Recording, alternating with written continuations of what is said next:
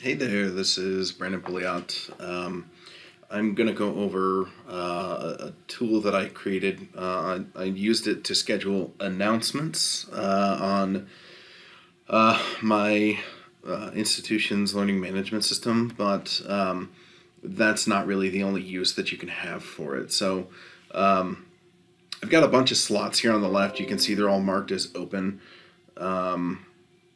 And you can put kind of whatever you want here. So an example might be somebody wanted to announce a bake sale, right? And so I would come in here and I would say, okay, that's going to go from the 3rd of September through, we'll say a max of 5 days, so through the 8th of September. And you'll see a few things happen when I do that. Let's see if I can make this a little bit bigger here. So when I put that together, you'll see that automatically we have the dates blacked out here, the 3rd through the 8th. You can also see that the heat map changes up top. The formulas for this stuff are extremely simple.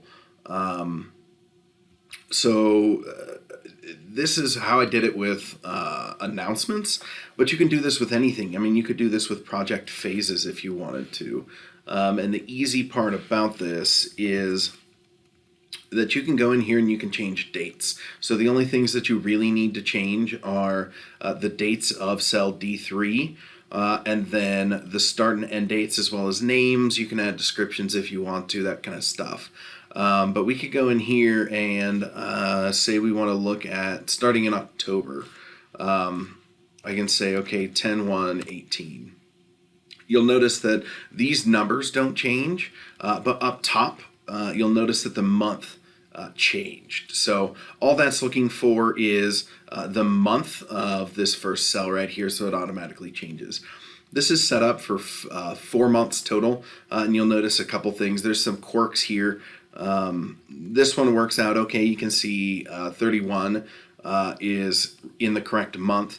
Now we have November. We hit 30 and then 1. Oh, this one worked out pretty well.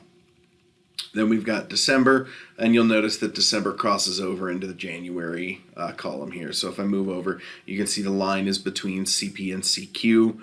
And you'll also notice that it didn't really, this last one didn't change over to January. So there's a few slight issues here, but that can all easily be worked out. So how you might look at this is you might say, phase 1, phase 2, phase 3, how about phase 3A, and phase 4. So I could go in here and we'll say phase 1 starts the 2nd and goes through the 3rd of November. We can say phase 2 starts, how about the 28th? Okay, whoops. Looks like I typed that in wrong. Oh, no, this just isn't large enough. Cool. So we'll make that a little bit bigger. Great. Through 11:30. And you're noticing things dynamically change here.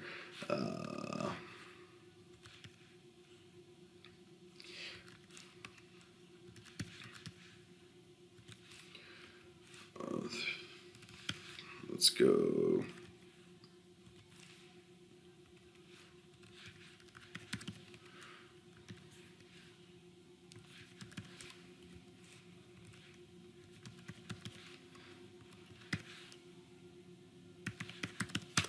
Cool. Okay, so I'm going to go ahead and zoom out a little bit here so that you can take a look here. Let's scroll back up. There we go. Pardon me. So you can see the different phases here that I put in. They're just meaningless distinctions I put in here to look at this. But you can see the little heat map on top, which is actually quite useful generally.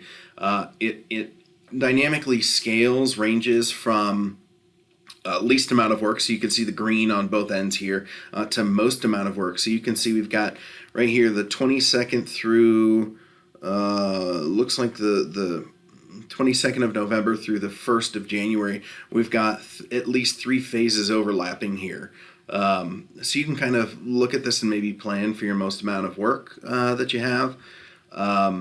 Like I said, I did this for announcements, so it really was less consequential than that. So the little quirks that this sheet has didn't really affect me a whole lot, but I could plan out an entire semester, add in requests as I got them, things like that. It's a pretty cool little tool. I haven't seen another one like this out there. So maybe y'all can use it in some way, shape, or form.